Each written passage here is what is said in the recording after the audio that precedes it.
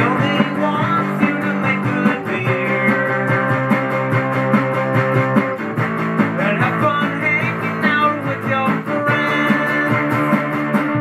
Here's Dono.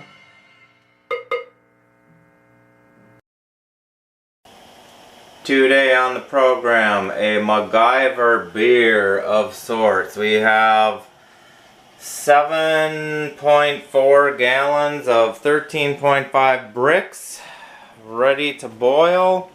The grain bill is all stuff that I was going to say we had on hand, but it was really Chip's doing. So I have 8 pounds of this Gambrinus IPA Malt, 4 pounds of North Star Pilsner, 2 pounds of the torrefied rice, for a total of 14 pounds. Probably an estimated OG of around 1070. I do have a nice looking yeast starter going to ferment that high of a gravity with the wonderful Imperial flagship strain. Now the hops of the day are some that Chip grabbed from a free table at his old place of employment, and they've been around for a little while. So instead of 16.4% alpha acid, it might be a little bit lower. I'm just going to kind of guess.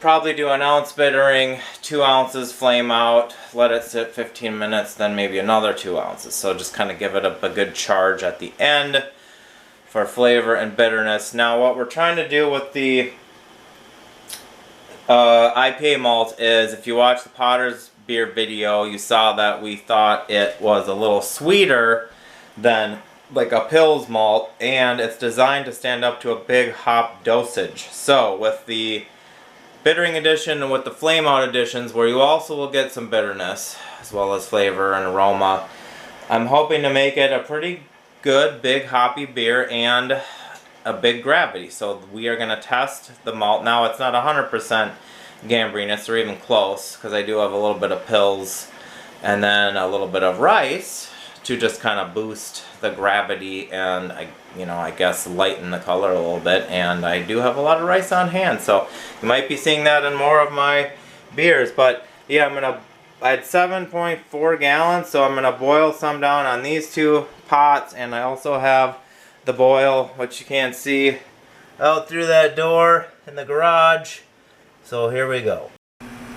So it's been almost an hour and 15 minutes, and the reason I did it longer than an hour is I just could tell there was more wort in the kettle than usual by looking at it. And then if I use this measuring stick, even if I pull the chiller out and use this, I still was getting 6 gallons, and I realized maybe it being boiling, it might take up a little more volume than if it was not boiling. But if I look at these rivets, which I'm used to looking at, I still feel like there's more in there. So I already boiled it 15 minutes longer, but I still have just extra, and I don't really want it to get more and more bitter.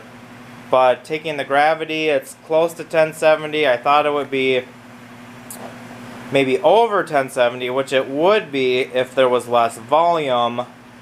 I also don't want this to be crazy bitter though, so I don't know. I think maybe I'll give it another 5-10 minutes, and then instead of maybe doing 2 ounces at flame out, maybe I'll just do like 1, or even, yeah, maybe like 1, and then give it 15 minutes, and then the thought would be hopefully it'll cool down a little bit, and then I could add 2 to 3 ounces for a second dosage. But yeah, usually my boiling 2 pots on the stove here will get it down, but maybe I did think I had like closer to 7.5 gallons, and normally I have like 6.8, maybe 7. So I think I just had more to start with today.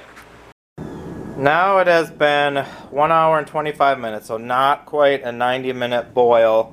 I just took the volume again. It's a little bit closer to 5.5 gallons as far as I can tell. Also, like I said, maybe the hotness, the boilingness would cause it to register more than It actually is, so we'll find out when I get into the fermenter, but I'm happy with that, happier with that than I am with 6 gallons. So this is 1 ounce of Eureka. And they do smell nice. They are, I don't know if I commented, maybe I did. They were free.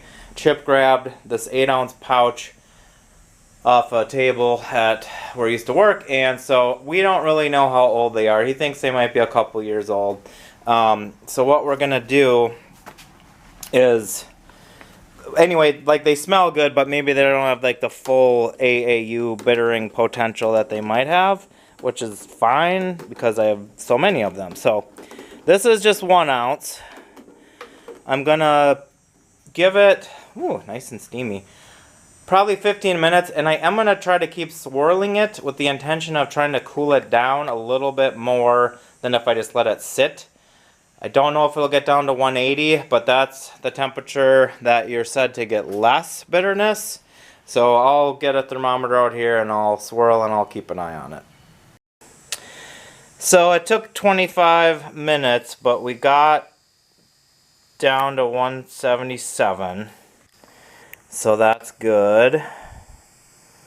So now what I've done is I have 3 ounces of Equinot. Look how lovely all of those hops look.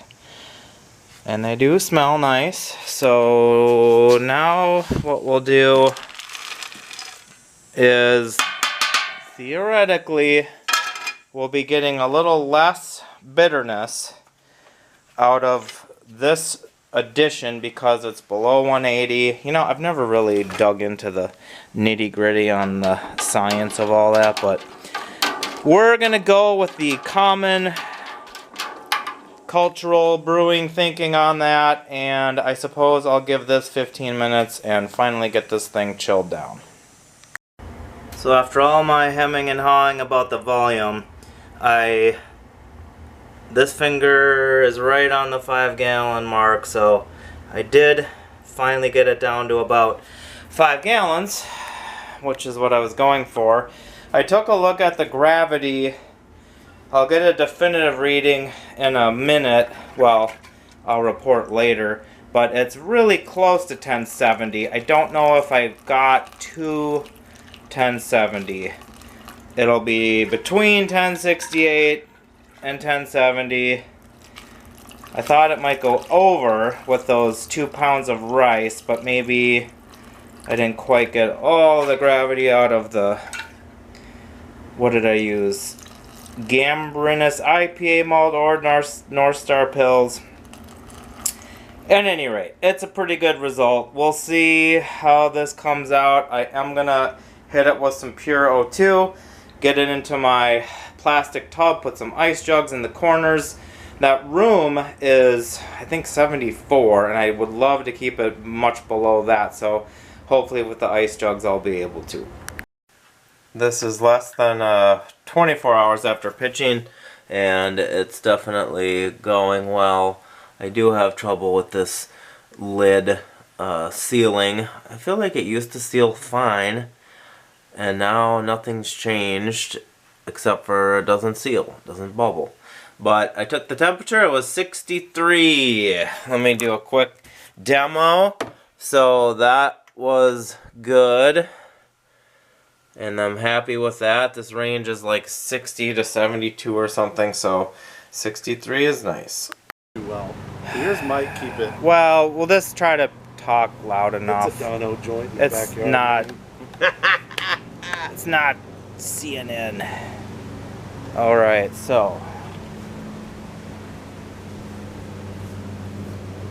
we are going to taste the Eureka IPA that has gotten pretty clear with the gelatin and the mini cold crash. It went from 1070 to 1.009. We're all going to try to talk loud enough because we've got people getting in their summer chores. It's 9/11 was the keg date, and now it's like, geez, that's a while ago. Home improvement, baby. It's like September 28th or something, give or take. So, oh, that's, never mind. I'm confused. That's been a couple weeks, been in the keg. Only like almost 4 weeks from brew day though, so Yeah. still pretty fresh. Yeah. But I think I was kind of waiting for it to get a little bit clearer just for fun, but I mean it's been tasting good since the moment it was kegged. I mean, it just came out of the gate. Maybe it had a little alcohol note because it is 8%. I don't know if it still does, but yeah, I really like this beer. I can't remember, I don't have it here, I don't remember what I wrote in my notes, but I do think it was something like the first aroma and the first flavor I was getting, I think I wrote like peach and mango, but then also, and we'll talk about this, it's just got a lot of pine, baby. A lot of strong, herbaceous pine character in your face. It would be fun to know what the lab IBUs would be, because this drink's fairly bitter, I think. I didn't even run it through any calculator. 1 ounce. The other thing I didn't tell you guys before we started rolling is I boiled it an extra 25 minutes, over an hour, to reduce volume. Because I just had too much volume and I was boiling some on my pots and I just didn't want to, in my system, I don't want to end with 6 gallons in the fermenter. I don't want to do that. I want to end with 5 or 5 1/4. So I did boil it even longer after I put 1 ounce in for bittering.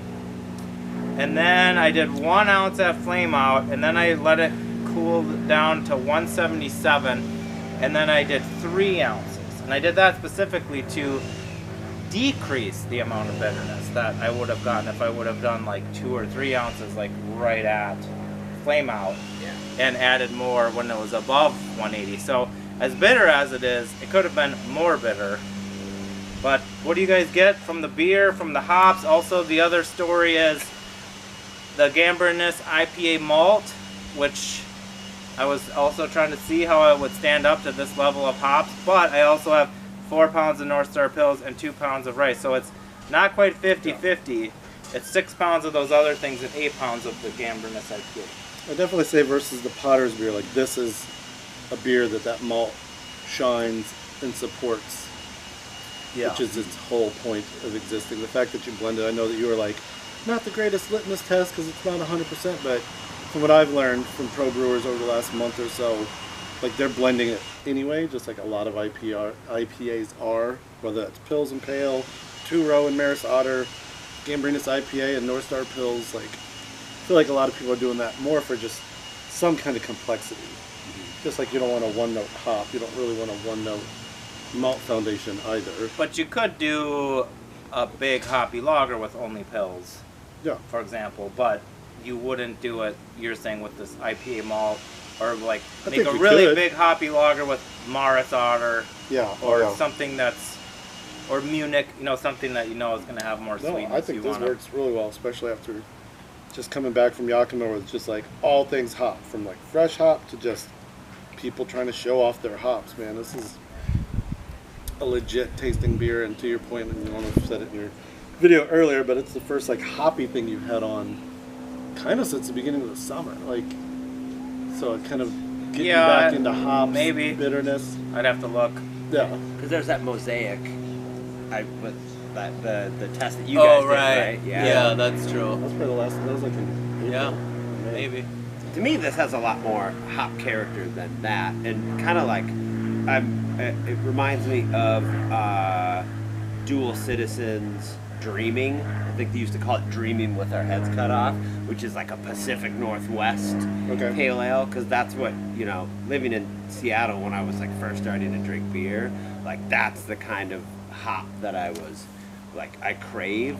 And now with the newer hops, you know, I think, which I like, they tend to that more fruity, but I'm constantly looking for something like this that has that pine resinous quality to it without, like, you know, it doesn't taste like I'm like eating a pine cone, right? It's like this perfect like piney balance with that little bit of fruit in there. I feel like it's pine, but it's not paired with what you usually think pine with, like Right. Centennials and Cascades. It's almost like pine.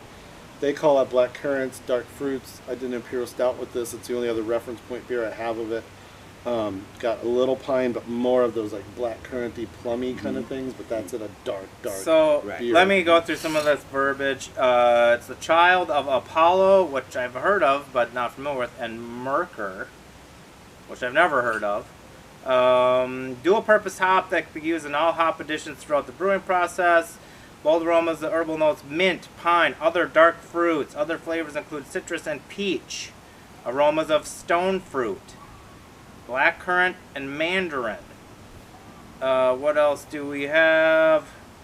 Duty. black currant. Aroma, blackcurrant, dark fruit, strong herbal notes, pine tree. Complex in nature, it is dank and resinous with fruity notes, ranging all the way from tropical citrus to dark stone fruit. I mean, even in that spectrum of oranges, lemons, you know, that type of thing too, cherries, plums, whatever, that's like a spectrum in and of itself, but then you really get this strong pininess too. It's weird. It seems like more people be brewing with this. It's kind of one of those hops I've only heard about in homebrewing circles, honestly, and it's odd because like people seem to chase the dank.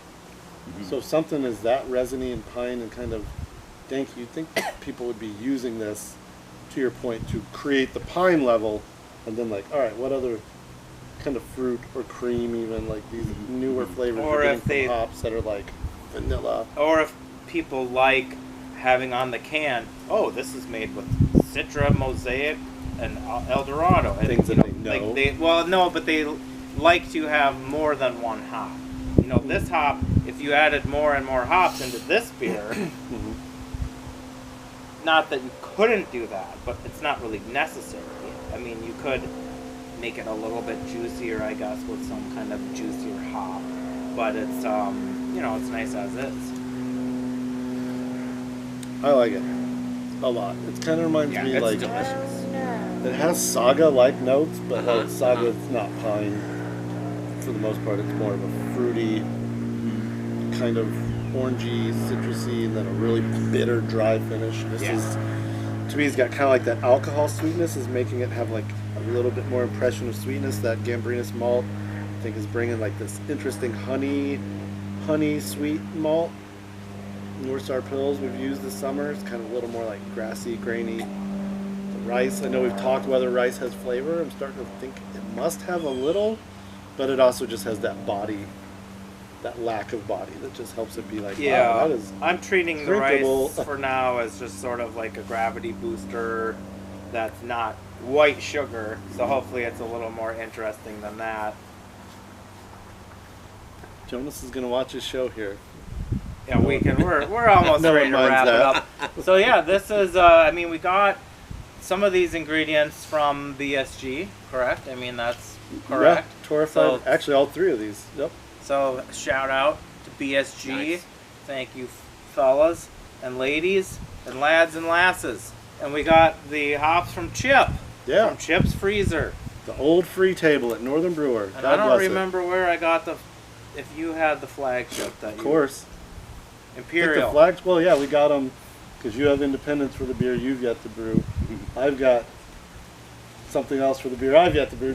Don's the only one who's like, dude, you guys keep coming up with projects, assigning roles, and then I'm the only one that does it. Got some free time, So baby. Imperial Yeast, also big shout out for always sending us care packages to make. Can people buy this Gambrinus IPA malt? For sure. Okay. That's everywhere now. Okay.